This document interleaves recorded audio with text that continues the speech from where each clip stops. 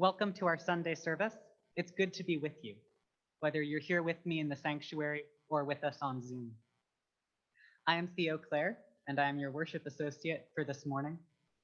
Today with me are Reverend Lucy Bunch, music director Anthony Tavianini, pianist Dr. Irina Tchantceva, Reverend Dr. Roger Jones is joining us by Zoom, and making our service possible today are our technical producers Ivan Caballero and Colleen Emrys. We want to welcome everyone, whether you are here with us in person in the sanctuary or with us remotely by Zoom. For those of us here in the sanctuary, let's take a moment to prepare as the camera switches over to wave to our friends joining us on Zoom this morning.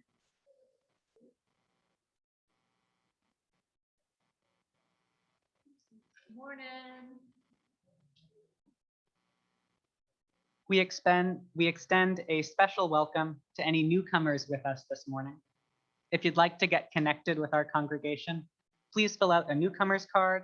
And if you are here with us in person, you can get one of these at the welcome table right out front. If you're online, you can find us at our website at uuss.org/newcomers. This should be in the chat box on Zoom. Today's online host is Reverend Roger. So if you type "I'm new" in the chat, he will reach out to you with a private message to get connected. You can meet other members of our congregation and our community after the service on Zoom for the Coffee Hub in small groups and breakout rooms for about 12 minutes of getting acquainted and getting to know each other through discussion. You can also visit our website to subscribe to our weekly message email. Whatever may have been the curiosity, hope, need, or inspiration which caused you to visit our church, we are very glad that you're here with us this morning. And now some announcements. Please mark your calendars for our congregational meeting on Sunday, October 24th after the service. After meeting online, voting will begin for our 2022 community partners. We choose 12 organizations each calendar year to receive half of our Sunday offerings for a month. However, in order to vote for recipients, they must be nominated. So if you have a favorite nonprofit or community organization that you would like our congregation to support, please submit the nomination by October 20th. Organizations must be nominated or renominated each year. You can find the nomination form on our website on the right side of the front page in the news feed. Or you can call the office and they'll send you a copy. Our Soul Matters groups will be starting on the second week of October, and it's not too late to sign up if you're interested. Please check the weekly message or the front page of the website to find out more, or you can contact Reverend Lucy directly. And now, if you're participating at home, please get your chalice or candle ready to light with us as we light the flaming chalice here in the sanctuary after Reverend Lucy shares with us some words for our reflection. Thank you.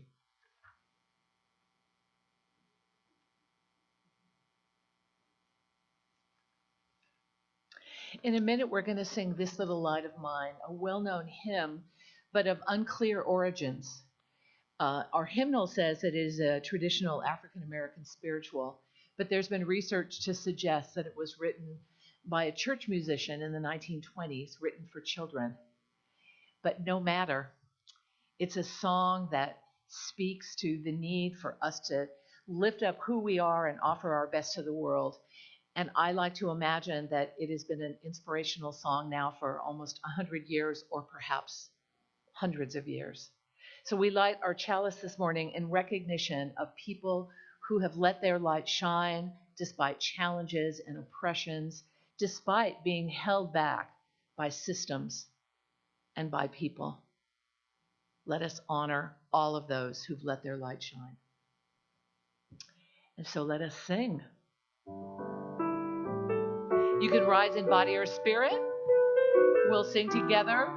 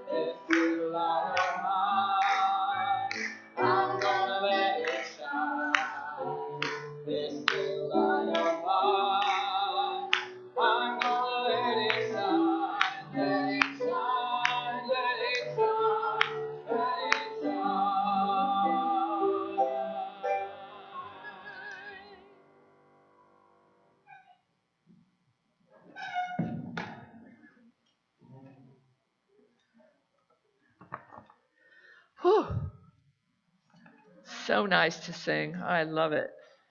I said that last week too, didn't I? Okay, hold on. I got to get my papers organized here. I'm trying to find the order. There it is. There's the order of service. Okay.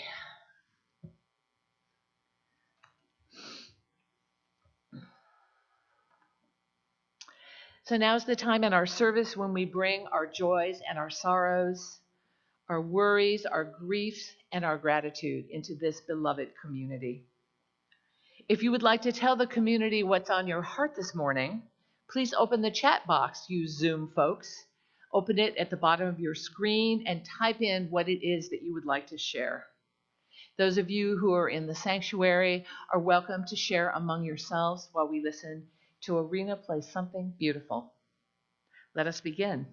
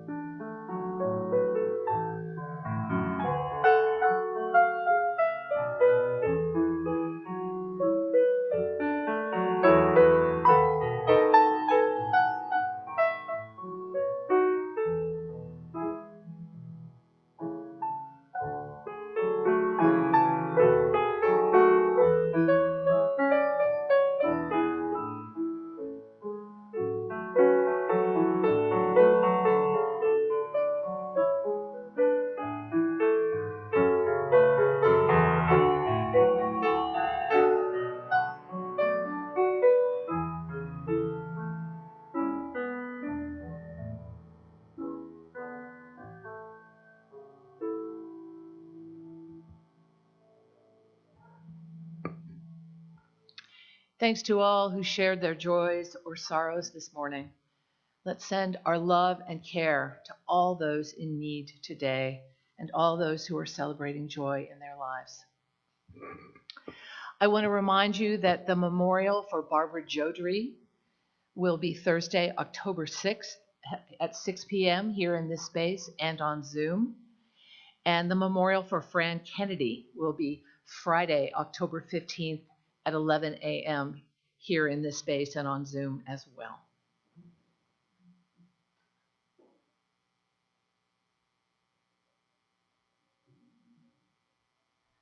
So how's everybody doing this morning? Yeah, that's a good. Yeah.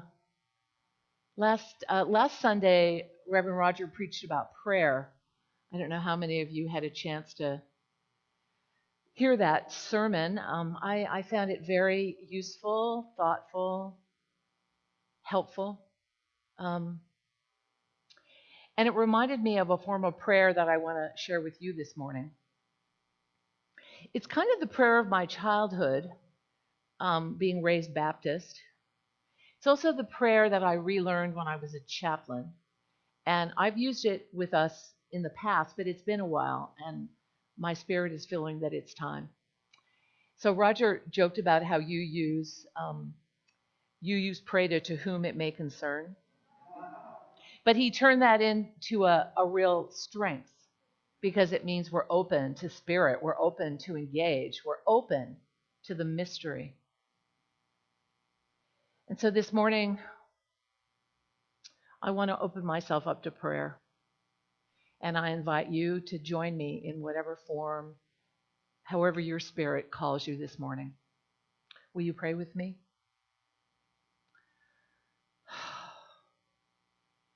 Spirit of life, great source of love and strength and wisdom, we need you now so much. Come into our hearts, come into our minds, give us strength and the resilience we need to be a force for love in this world. Fill us,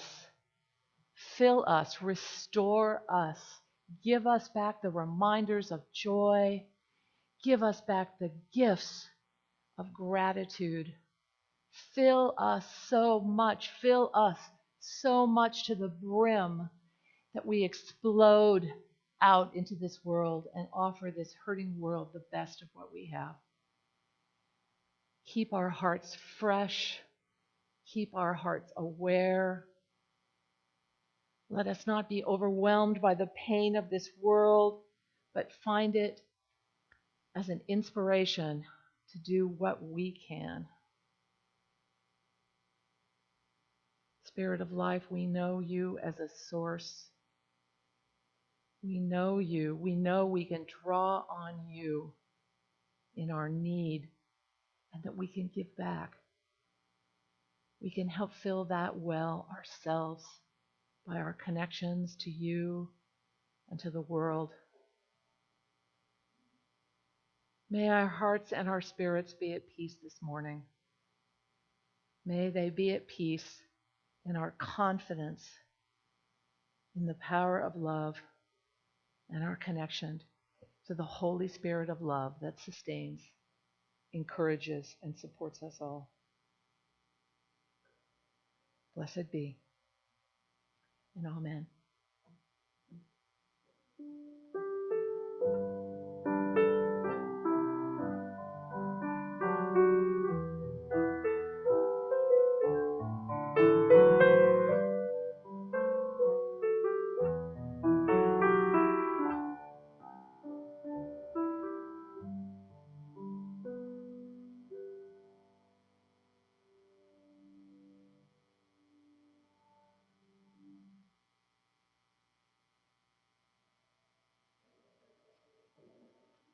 Good morning.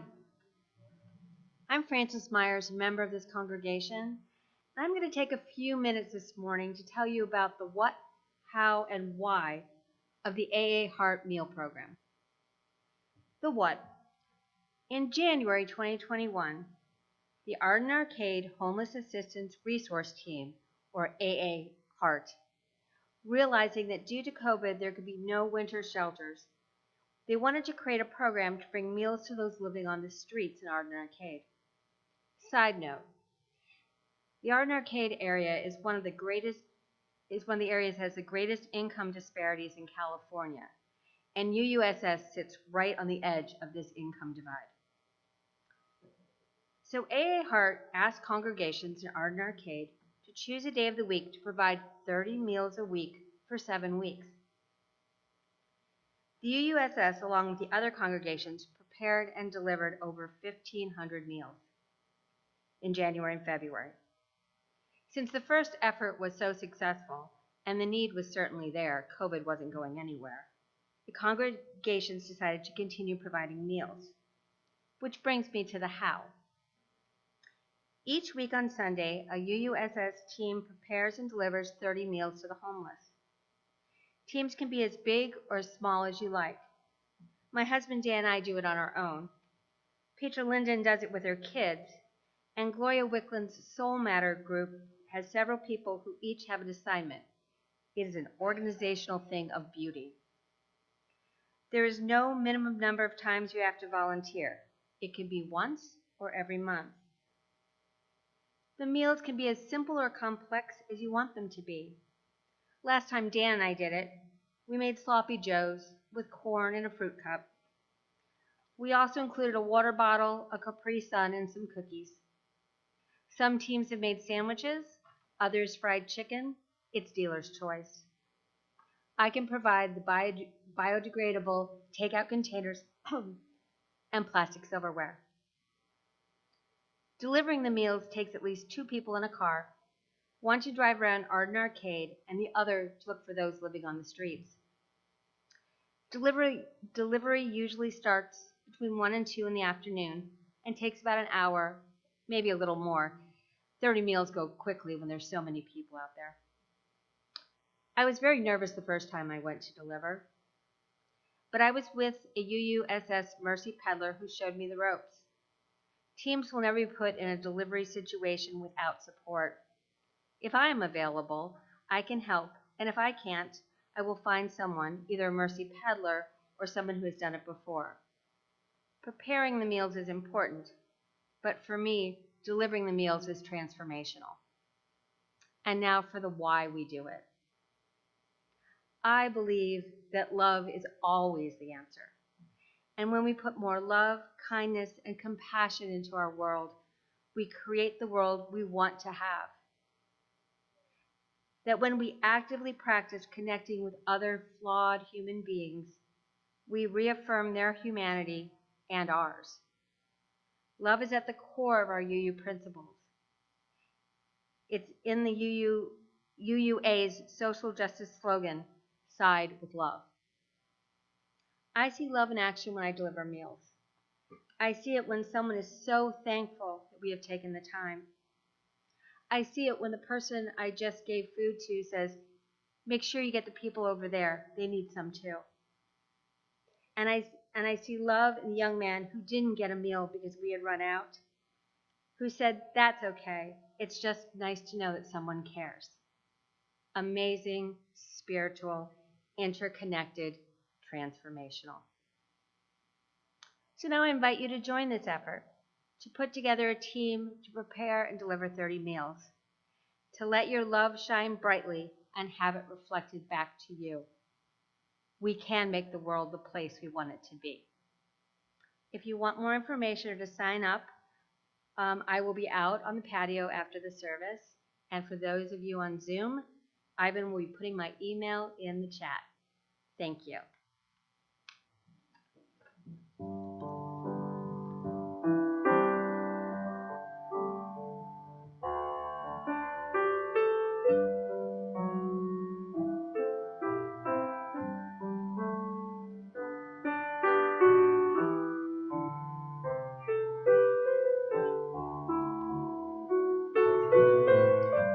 If you would join us in raising your voice for number 34, Though I May Speak with Bravest Fire, with words from 1 Corinthians set to the old Scottish tune, O Wally Wally.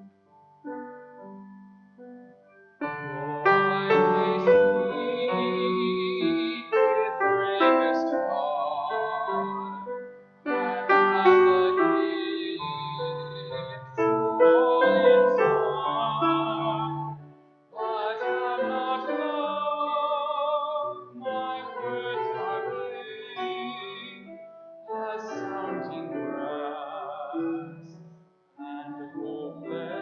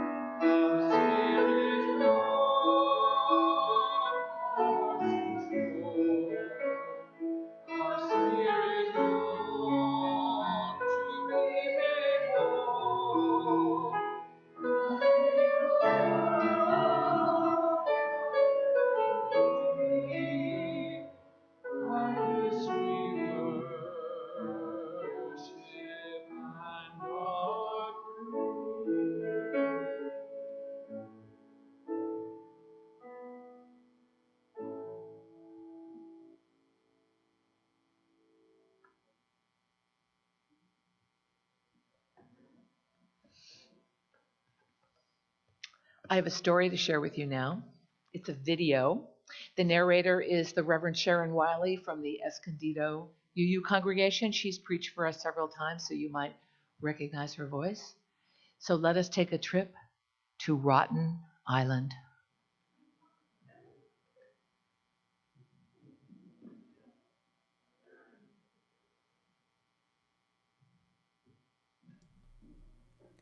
Our story is Rotten Island, written and illustrated by William Steig. There was once a very unbeautiful, very rocky, rotten island. It had acres of sharp gravel and volcanoes that belched fire and smoke, spewed hot lava, and spat poison arrows and double-headed toads. The spiny, thorny, twisted plants that grew there had never a flower of any kind. There was an earthquake an hour, black tornadoes, lightning sprees with racking thunder, squalls, cyclones, and dust storms.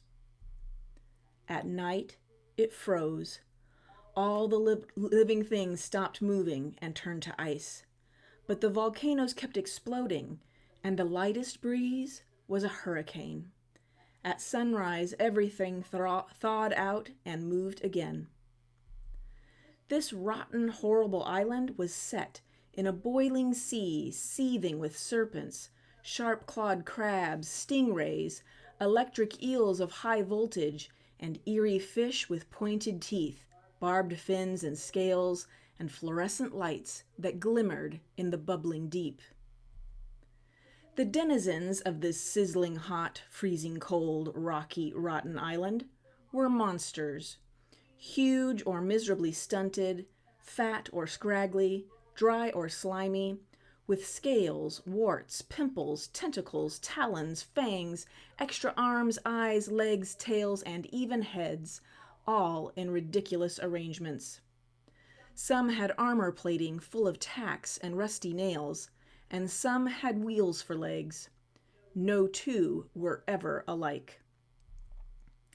The insects there could get as big as barracudas, goggle-eyed with chopping mandibles, bug-eyed and hairy, with stinging tails and clacking shells covered with grit and petrified sauerkraut. There was no shortage of anything ugly. All these horrid creatures dined on one another. The thorny plants were their vegetables. For dessert, they had gravel. No one ever went hungry. Whenever two of these hideous creatures passed each other, slithering, creeping, or crawling by, they'd hiss and spit and shoot a bit of flame by way of greeting. They were vain and jealous. They could spend hours adoring their own ugliness and resented any who seemed uglier. Some lived inside the volcanoes. They liked to bathe in the lava, then cool off stretched out on the hot embers in the broiling sun, dreaming up new ways to hurt or planning how to get even for something that never happened. Others liked to bathe in the sizzling sea, adding their poison to the water.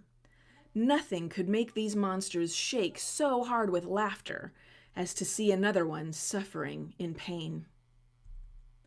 They loved their rotten life. They loved hating and hissing at one another, taking revenge, tearing and breaking things, screaming, roaring, caterwauling, venting their hideous feelings. It tickled them to be cruel and to give each other bad dreams. Rotten Island was their paradise. One day, out of nowhere, a mysterious object made its appearance. A lovely flower with blushing petals growing in a bed of gravel. The first ones to see it were afraid, then very angry. They roared and hissed and clawed the ground. They wanted to be rid of that flower, but did not dare to touch it. Another flower grew in another, at the foot of a volcano. The yellow gremlin who discovered this flower, a delicate pink posy, went out of his mind. He ran raving over the rocks, howling curses, until he fell off a cliff and lay in a coma for 2 days, after which he got up and ran raving again. The monsters grew more and more suspicious. They slunk about, depressed or delirious, accusing each other of planting the flowers out of spite to spoil their paradise.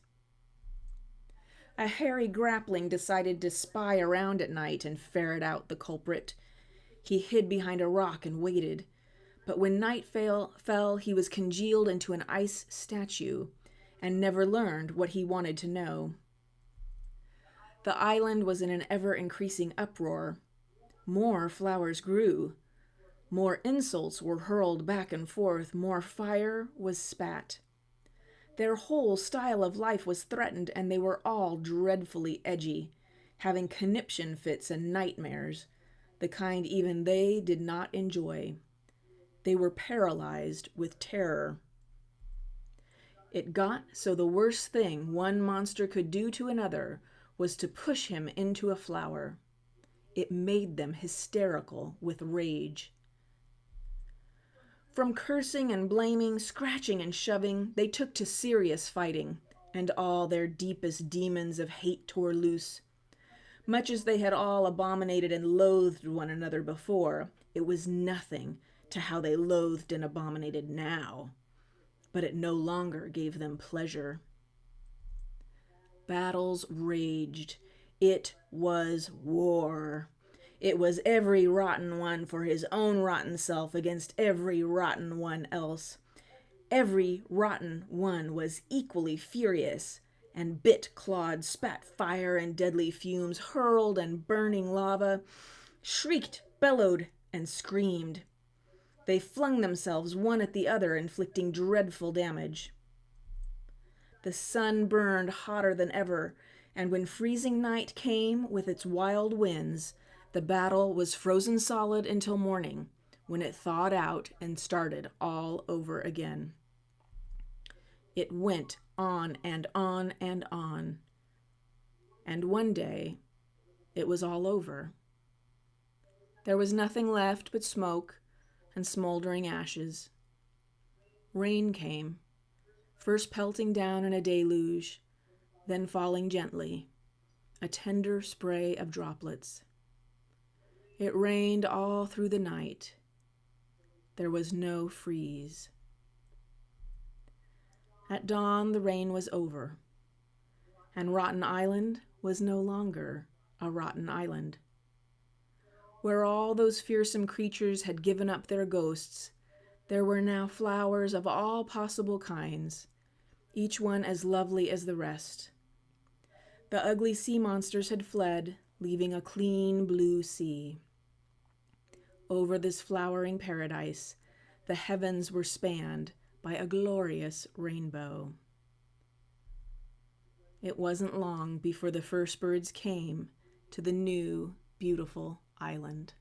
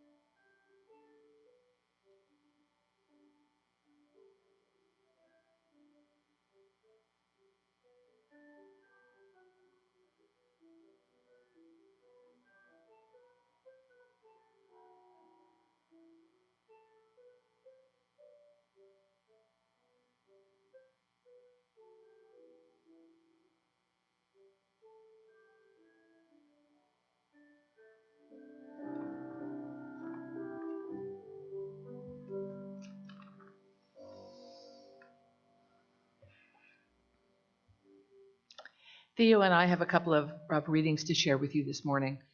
The first comes from M. Scott Peck, the author of The Road Less Traveled. Some of you may remember that book, published in the 70s. He says, "Love is the will to extend oneself for the purpose of nurturing one's own or another's spiritual growth. Love is as love does. Love is an act of will, both an intention and an action. Will also implies choice. We do not have to love. We choose to love. And this is from Valerie Carr. She's the founder of the Revolutionary Love Project. This is from her book, See No Stranger. Love is a form of sweet labor, fierce, bloody, imperfect, and life-giving, a choice we make over and over again. Love as labor can be taught, modeled, and practiced. This labor engages all of our emotions. Joy is the gift of love. Grief is the price of love. Anger protects that which is loved. And when we think we have reached our limit, wonder is the act that returns us to love.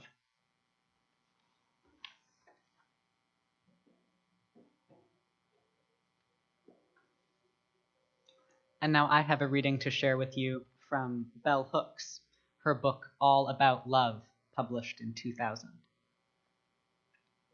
Awakening to love can happen only as we let go of our obsession with power and with domination.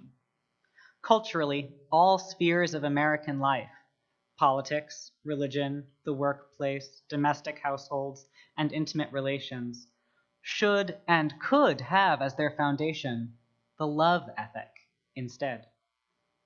Commitment to a love ethic transforms our lives by offering us a different set of values to live by.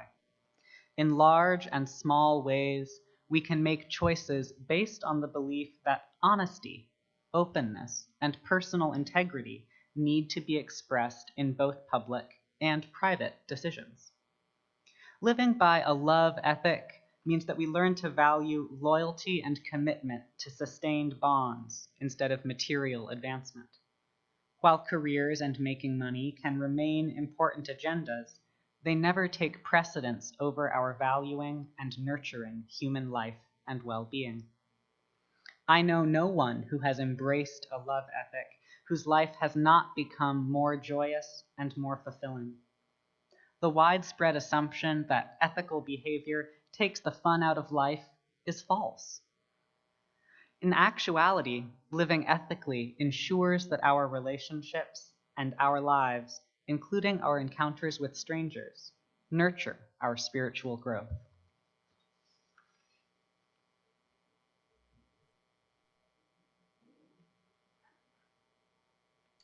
It's good to be part of the Zoom congregation this morning, and it's good to be with you.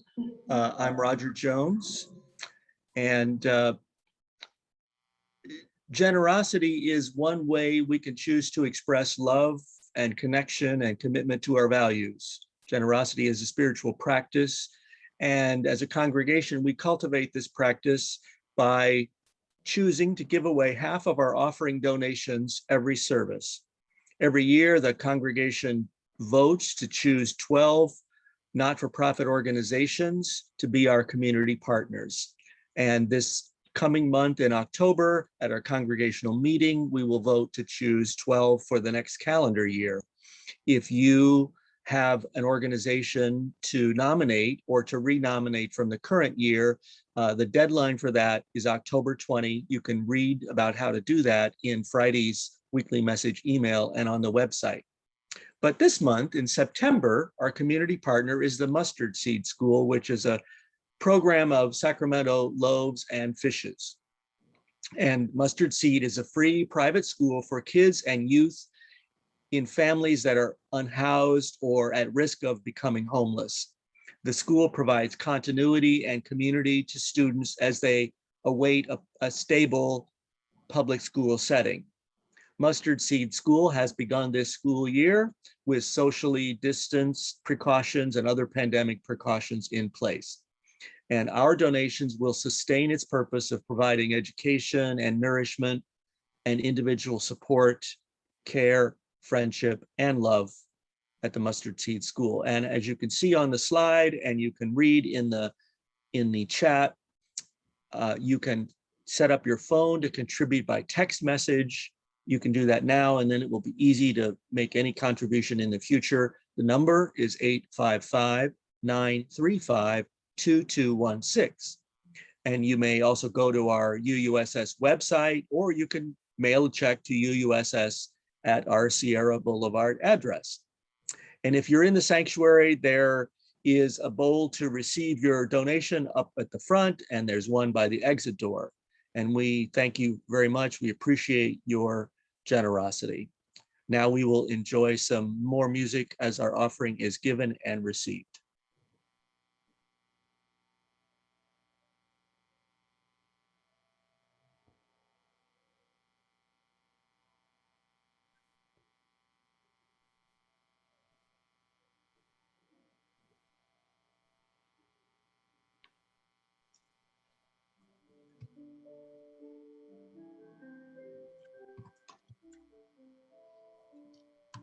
Oh, I may speak with bravest fire, and have the gift to all inspire, and have not love, my words are vain as sounding brass and hopeless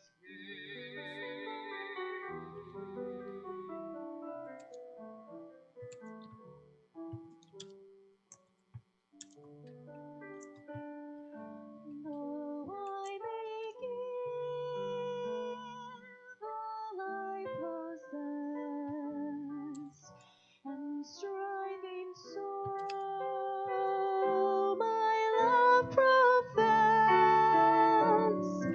but not begin by love within, the prophet soon turns strangely thin.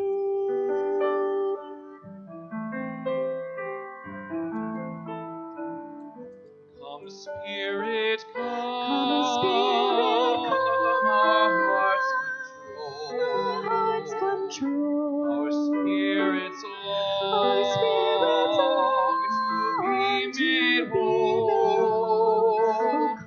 Let inward love guide every deed.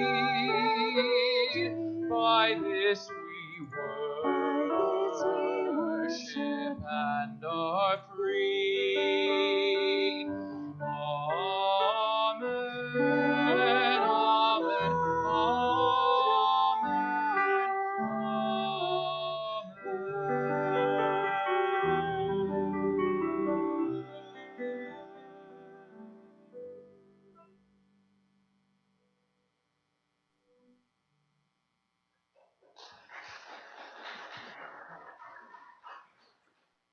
Thank you. Thank you, Anthony. Thank you, Michelle. Just a reminder of what's in the weekly message is that there will be a meet and greet for those in the choir and those curious about and interested in the choir after the service next Sunday. Now, please join me in reciting the words of response to our offering, which will appear on the screen momentarily. May the spirit of gratitude bless and multiply all that we have, all that we give, and all that we receive.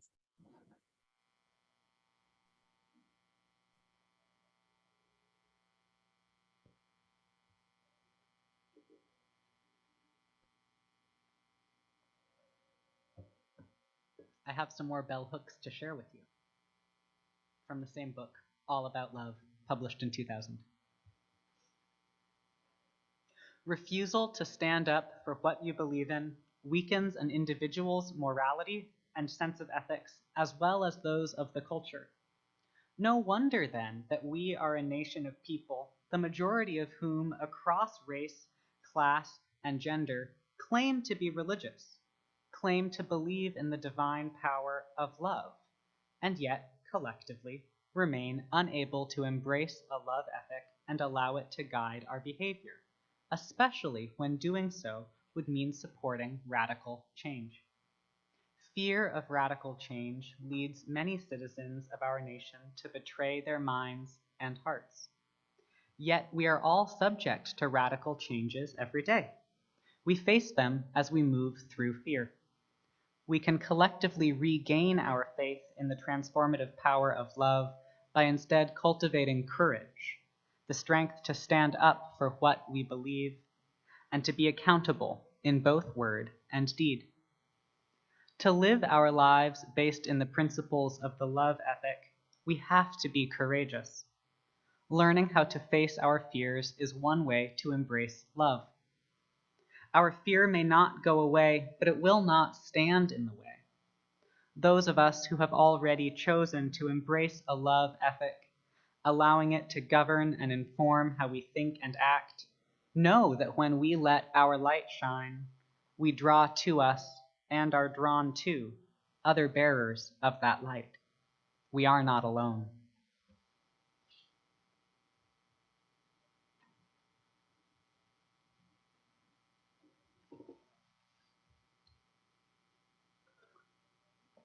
I have one final quote to share from the Reverend Dr. Martin Luther King Jr. He said, "I have decided to stick with love, for I know that love is ultimately the only answer to humankind's problems, and I'm going to talk about it everywhere I go."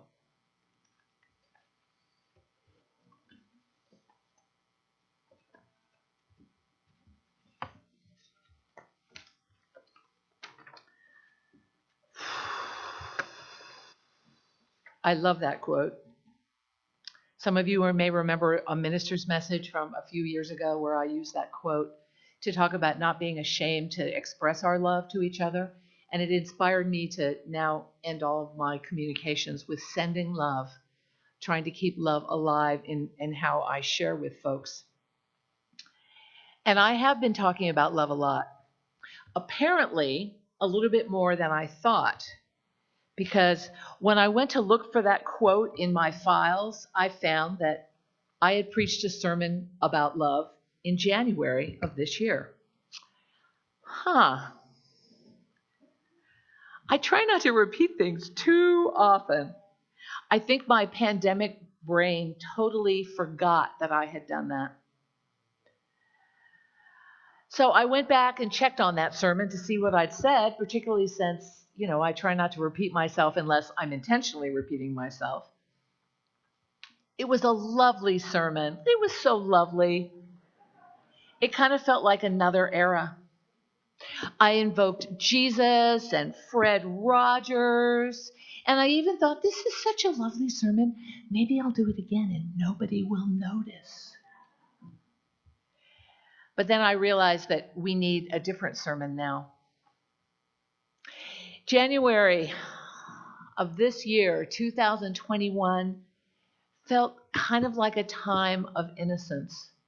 We'd been through the pandemic for almost a year, but we were waiting for the vaccine. Remember that? Remember that excitement, that possibility? The vaccine was going to fix everything. But now we know better.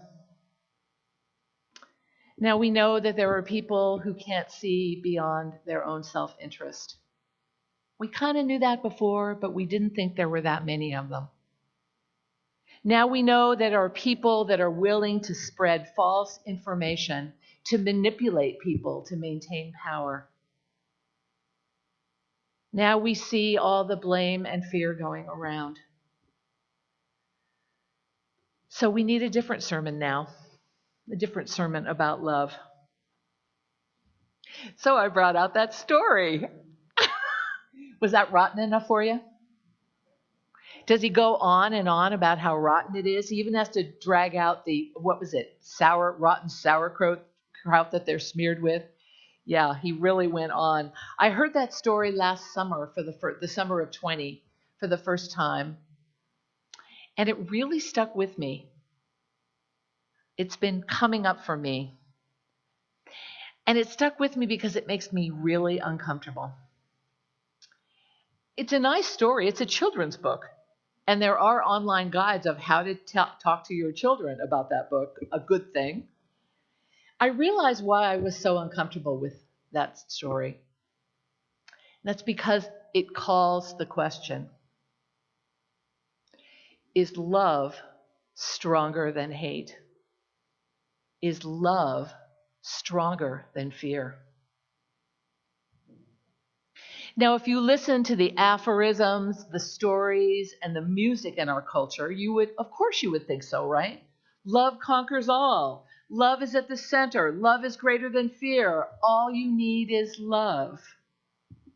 For many religions, love truly is at the center. In Christianity, you heard the words of St. Paul to the 1 Corinthians in the songs that we sang today. So if there's so much centering and awareness of love, why is there so much hate and fear and animosity? Now, love is at the center of our UU DNA, particularly our Universalist side.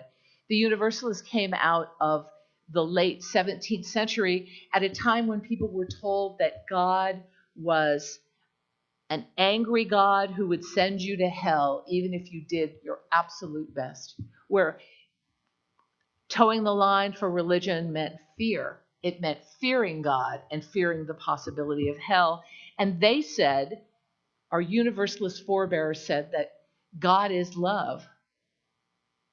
They said that love is a powerful and transforming force in our universe. So is that still alive for us today? When I talk about love, I really want to emphasize this word power, the power of love. We're not talking about romantic love or mysterious love or that special feeling of love.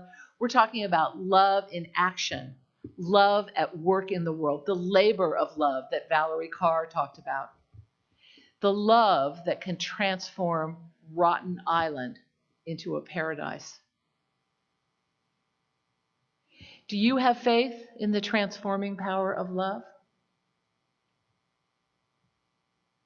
Scott Peck, in that quote that we read, said that love only exists if we exercise it, if we use it, if we use our will. He said love is the will to extend oneself for the purpose of nurturing one's own or another's spiritual growth. Love is an act of will, both in intention and in action. Love is an act that we choose. We can choose to draw on this power of love to make change. Valerie Carr takes this idea to the next level with her idea of love as a form of labor, fierce, bloody, imperfect, life-giving, a choice that we make over and over again.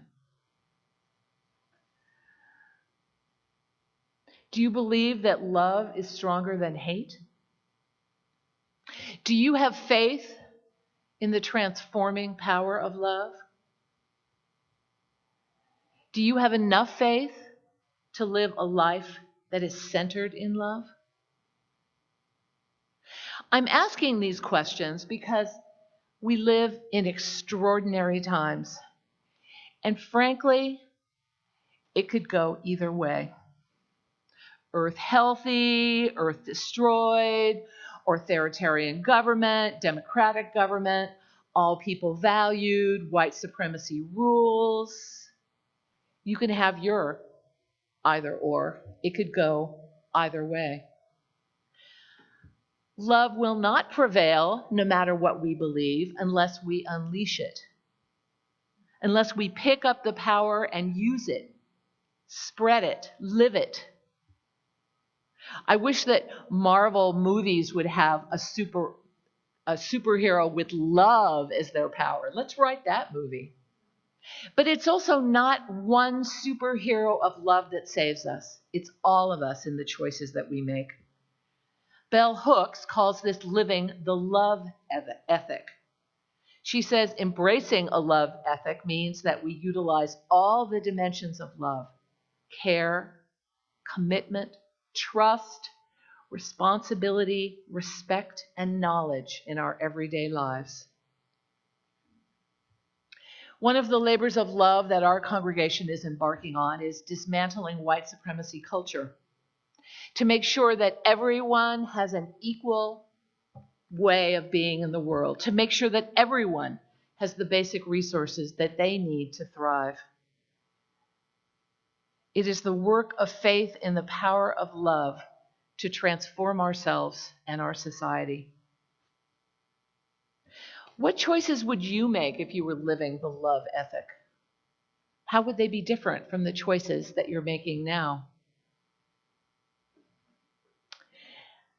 So when I was working on this sermon, I was looking for an example of someone making a choice to live by this love ethic, a powerful choice. And I came across on my Facebook feed some pictures from a couple that I married about 5 years ago. They were celebrating their anniversary, posting pictures of their life in the last 5 years. And one of the photos was of their 8-year-old son, his dad hugging him from behind and showing off the son's t-shirt. It said in big bold letters, wanted, chosen, loved, adopted. My niece has 5 adopted children, ages 2 to 10, 3 from the same family. This is a high bar. Adopting children is a profound act of love. It is a high bar. But there's plenty that you can do before you get to that high bar. Francis talked about the act of love, the transforming power of the act of love of making and delivering meals to the homeless. I'm sure many of you are having acts of love in your life or imagining acts of love that you could do. So what holds you back from living this love ethic, or maybe living it more completely? What holds the world back? Is it greed or fear, insecurity, power? Do you have faith that love is more powerful than fear? This is a crucial question for our times because there's a lot of fear out there right now. There's always been a lot of fear, but now it feels more intensely present. Bell Hooks says that to live an ethic of love, we must have courage, that we must learn to face our fears.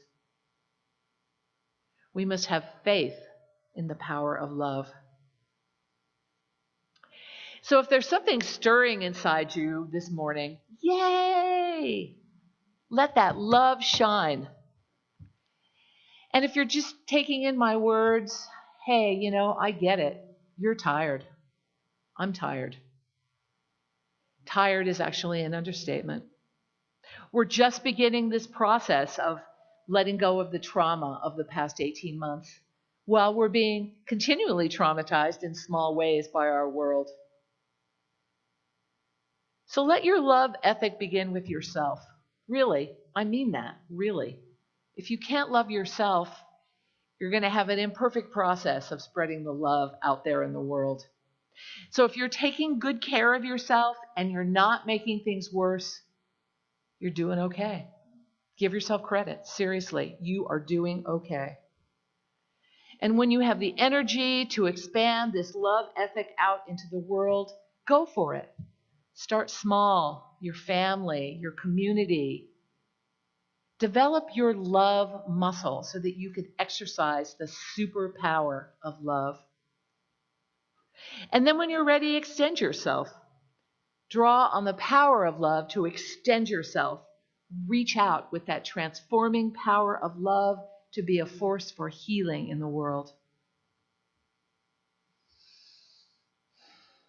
If nothing else, I challenge you to ponder the questions that I've asked you this morning. And I'll answer them. For me, I must have faith that love is stronger than hate, stronger than fear, or I can't even get up in the morning. I simply have to believe that. But I also have to do my best to live by that faith, to harness love's power. And I know that that's true for you as well, because you're here. You're with us. And love is in our UU DNA. So if you came here looking for love, you've come to the right place. For we are a people who believe in the transforming power of love. We're a bit tired and traumatized right now, but we're doing our best. We have not forgotten. And if you're looking for a community that strives to live lives centered in the ethic of love, you have come to the right place. Our faith calls us to make this commitment to humanity, to our earth, to each other. Our faith calls us and challenges us to harness the power of love and use it to transform the world. So let's take a nap, a few deep breaths, and go out there and make a difference. Blessed be. So may it be.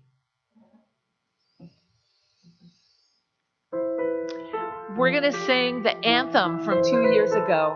It is time now. We shall be known. We'll sing it through 3 times. Let our voices.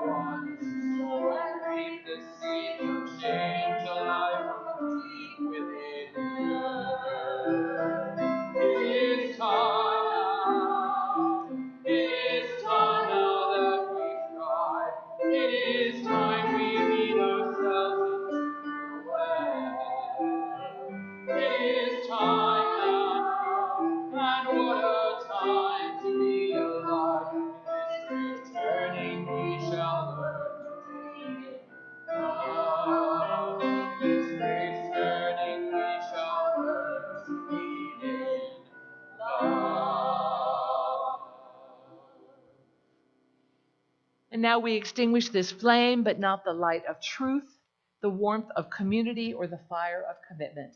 These we hold in our hearts until we are together again.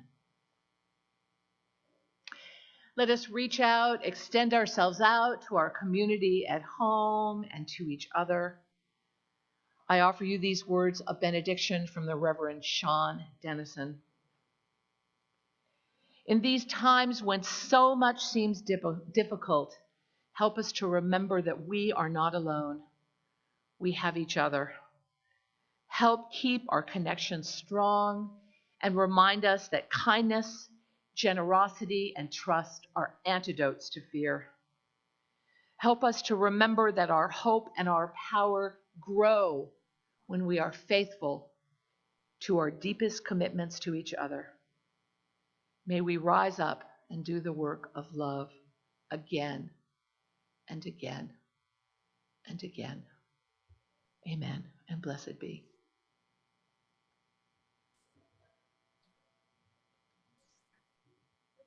Thank you, Lucy. And thank you, everybody, for being here. If you're on Zoom, don't go away. We're going to have the coffee hub start, and I will be with you. 3 or 4 breakout rooms for just 12 minutes of getting acquainted. And if you want to respond to the sermon or you just want to get acquainted, we'll hear this music by Irina, and we'll be